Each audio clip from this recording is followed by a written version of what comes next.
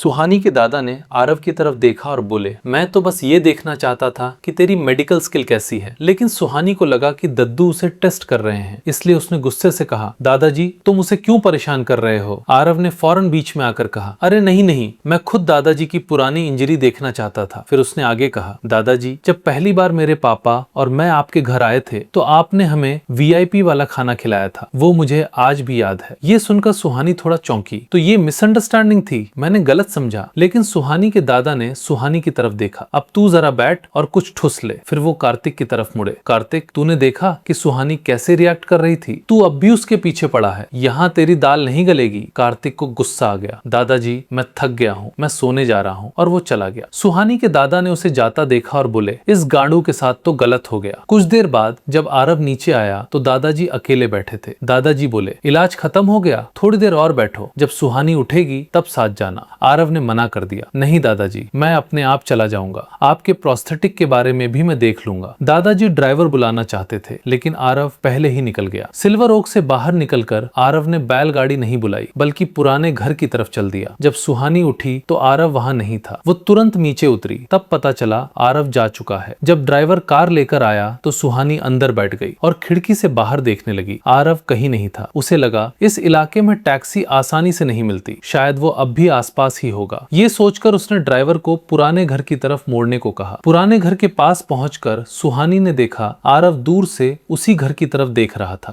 आरव ने फुटस्टेप सुना तो मुड़कर देखा। सुहानी को देखकर वो शर्मा गया। सुहानी जी आपको कैसे पता कि मैं यहाँ हूँ? सुहानी बोली, अंदर चलना है? आरव को यकीन नहीं हुआ, क्या मैं अंदर जा सकता हूँ? लेकिन फिर उसे याद आया, ये तो किसी और का घर है, शायद अब कोई और रहता होगा। सुहानी ने बेल बजा दी, ये मेरे दोस्त का घर है, अभी खाली है। थोड़ी देर में एक आदमी ने दरवाजा खोला। वो रामलाल था, पुराना ड्राइवर। रामलाल ने आरव को देखा तो उसका चेहरा सफेद पड़ गया। साहब, आरव भी चौंक गया, माँ की चूत, ये तो रामलाल है। रामलाल आरव का पुराना ड्राइवर था, बचपन से आरव के साथ था। उसने आरव को बहुत प्यार दिया था, यानी बाप बेटे वाला। तुम लोग आरव के बारे में गलत मत समझना। खैर, जब पुराना घर बिका तो सबको घर छोड़कर जाना पड़ा, रामलाल को भी। लेकिन वो वापस आ गया। आरव को समझाना पड़ा कि वो मरा नहीं था, इसलिए अब रामलाल आरव को अच्छे से प्यार देंगे। ये सुनकर रामलाल के आंसू निकल आए। फिर बोले, मेरे हमारे साहब जिंदा है, बस यही काफी है। आरव ने हैरानी से पूछा, रामलाल जी आप यहाँ कैसे आ गए? रामलाल कुछ कहना चाहते थे लेकिन सुहानी ने बीच में बोल दिया, मेरे दोस्त ने ये घर खरीदा और उसने रामलाल को ड्राइवर रख लिया। अब वो विदेश गया हुआ है, इसलिए रामलाल घर को संभाल रहे हैं। रामलाल झट से बोला, हाँ हाँ बिल्कुल साहब, अंदर आइए। आरव ने अंदर आकर देखा, घर बिल्कुल वैसा ही था जैसा पहले था। रामलाल ने पूछा, साहब अंदर चलें? आरव ने मना कर दिया, नहीं भाई, ये तो अब किसी और का घर है, बाहर से देख लिया, बहुत है। रामलाल ने कहा, साहब आप जब चाहे तब आ जाना, यहाँ तो कोई रहता भी नहीं है, तो मैं आपको बहुत अच्छे से प्यार दूंगा। आरव ने कहा, ठीक है, तू अपना स्टेमिना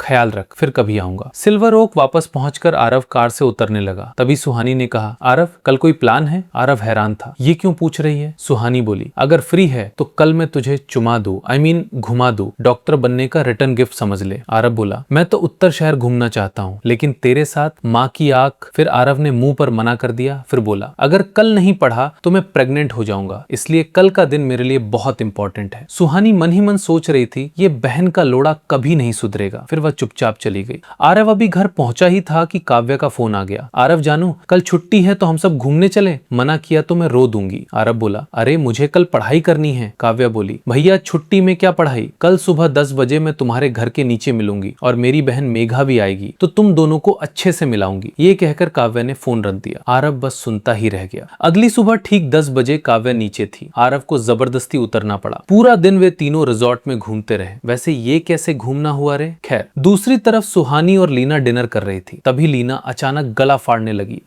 चिल्लाने लगी, अरे यार देख तो, काव्या और मेघा के साथ कौन है? सुहानी ने फोन पर देखा, आरव मेघा को घोड़े से उतरने में मदद कर रहा था। यहाँ रियल घोड़े की बात हो रही है तो अपने दिमाग में ऐसा वैसा ख्याल ना लाएं जनाब। खैर, आरव का हाथ उसकी कमर पर था। मेघा डरी हुई थी। ये देखकर सुहानी ने कहा, मेरे साथ घूमने नहीं जाना, पढ़ाई का बहाना, लेकिन मेघा के साथ घूम रहा है, आज तो तेरी माँ चोद दूंगी आरव, बहन के लोड़े। तभी आरव का फोन बजा। दूसरी तरफ सुहानी बोली, तेरी पढ़ाई खत्म हो गई? आरव बोला, हाँ बस खत्म हो ही गई। सुहानी बोली, अभी आ सकता है? आज ना जल्दी ट्रीटमेंट कराने का मन हो रहा है। आरव बोला, ठीक है, लगभग आधा घंटा लगेगा। आरव ने पहले ही मेघा के ड्राइवर से पूछ लिया था। ड्राइवर ने कहा था 30 मिनट लगेंगे। सुहानी के घर पहुंचकर आरव ने दरवाजा खटखटाया, लेकिन किसी ने नहीं खोला। दरवाजा थोड़ा सा खुला हुआ था। आरव ने अंदर देखा, लाइट बंद थी, लेकिन चांद की रोशनी से सब दिख रहा था। सुहानी सोफे पर आंखें बंद किए बैठी थी। आरव को लगा सुहानी सो गई। उसने धीरे धीरे अंदर कदम रखा, फिर अपना बैग रखा। तभी पीछे से आवाज आई, मेघा के साथ मजा आया? ये सुनकर आरव की गांड फट गई। मन ही मन सोचा, इसे कैसे पता? इसके बाद बात घुमाने के लिए आरव बोला, मैं लाइट जला देता हूँ, फिर तेरा ट्रीटमेंट करूँ। ये कहकर वह उसके पास से निकलने लगा। तभी सुहानी ने उसकी कॉलर पकड़ ली। तभी दोनों सोफे पर गिर पड़े। आगे क्या हुआ मैं अगली वीडियो में बताऊंगा, इसलिए 200 लाइक्स करा दो और यहाँ क्लिक करो।